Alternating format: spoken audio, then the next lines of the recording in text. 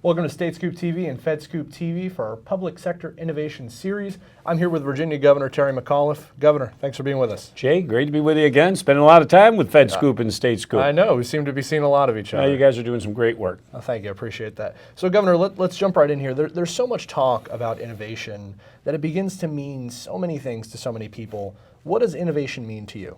Well, I think for a state, the innovation means, how do we best serve our citizens? How do we provide them with the best data? How do we use data analytics to make the services that we as a state government provide for them more efficient, easier, quicker, least expensive? So I think for us, innovation is everything that we touch, every way we communicate with our citizens, and to make our state government much more efficient. That's what innovation, and using the latest tools through cybersecurity, through data analytics, to really take Virginia for them to be actually a leader. And we use it with our state government. We use it inside of our agencies on information sharing, let our citizens communicate easier with us, allow us to push out more information so that citizens know how to take advantage of the services that we offer. That's outstanding. And so, we talk a lot in this space, in the technology space in general, about cloud, about mobility. You heard Pat talk about that on stage earlier. How are they continuing to drive efficiency in state government with those two things, and how is it really making that effective savings? Well, let me tell you what the cloud means to us in Virginia. Number one, what a cost savings. So we can store all information in the cloud that we don't have to have those costly infrastructure hardware costs at the state level. So it's a gigantic cost savings for the Commonwealth. Number two, capacity, the amount of information that we can now share on the cloud.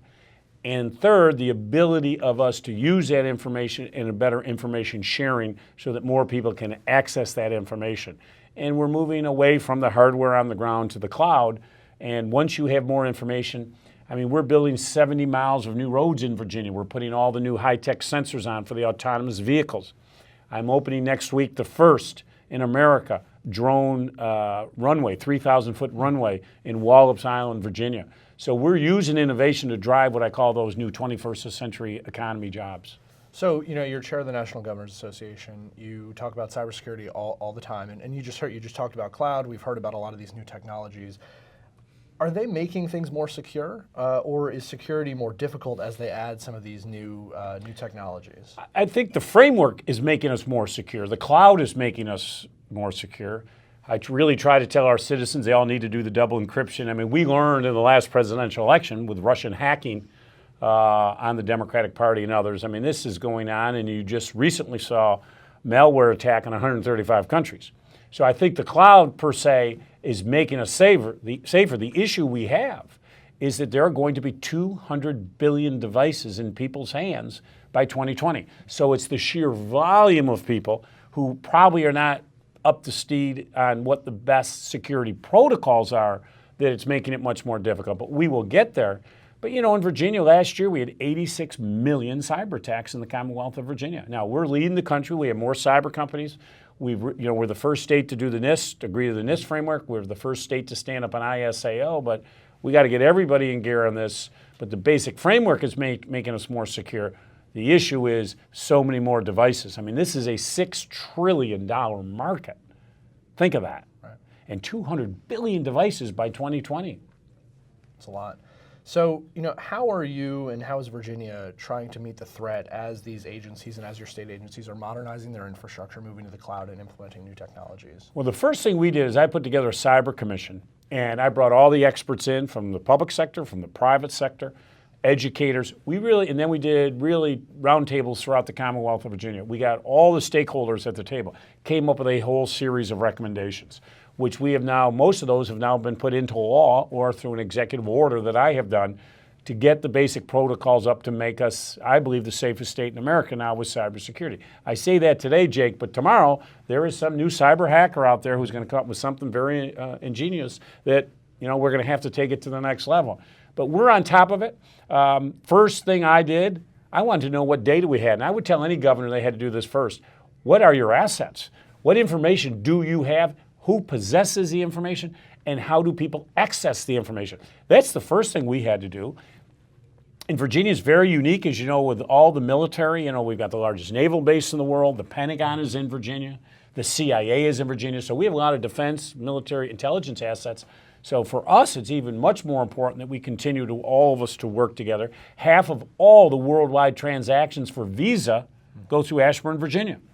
So for us, we got in early. We took the recommendations, did a lot of executive orders, passed a lot of legislation, signed into law that gives our state agencies the tools that they need. I put money in, and this does take money. You have to put the resources out there to do it. So we're now leading. I think we're, clearly one of the safest states in America.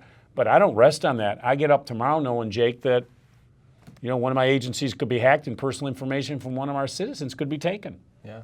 So last question here. This summer, this fall, you're going to wrap up your chairmanship at NGA. You brought the Meet the Threat to the national landscape. What's next for Meet the Threat, and what's next for cybersecurity at the NGA? Well, when you think where we started, Jake, we're 50 states, really 55. It's the 50 states and the 5 territories. All disparate programs, no one really focusing. A few handful of states. This is something Governor Rick Snyder of Michigan and I worked he and I used to chair the cyber before I became chairman of the NGA. And he and I would talk a lot about it, but glazed for many other people. Now we have everybody with the basic protocols. We have now done training for all 55, the 50 states in the 5 territories. We've gone around the country. Our team has done, from the NGA staff, have done a magnificent job. We've had the roundtables. They'll all come back to Virginia in Leesburg on June 13th and 14th and 15th to come back.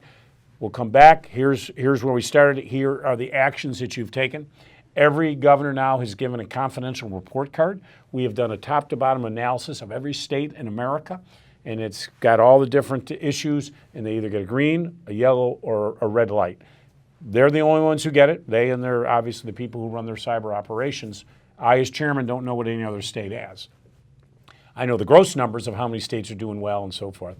So by the time we finish this up, every state now will have the basic protocols done on what they need to do to have the minimum protections, minimum threshold. But we hope that, Jake, they will continue on to continue. We share information. When we come up with something unique in Virginia, we share that.